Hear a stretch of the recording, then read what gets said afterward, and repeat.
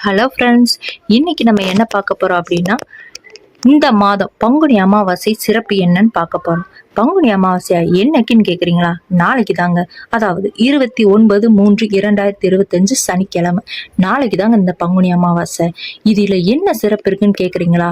வாங்க. அதாவது 6 வருடங்களுக்கு பின் வரும் அபூர்வ பங்குனி அமாவாசைன்னு சொல்றாங்கங்க.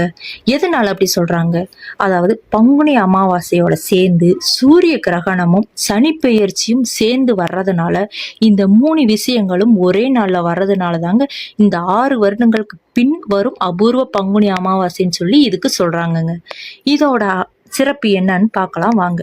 அதாவது முன்னோர்களோட ஆசியும் கிடைக்கும், சனி பெயர்ச்சியான சனி பகவானோட ஆசியும் கிடைக்கும், சூரிய கிரகணத்தின் போது நமக்கும் நற்பலன்களும் கிடைக்கும், தெய்வ அருள்களும் கிடைக்கும்.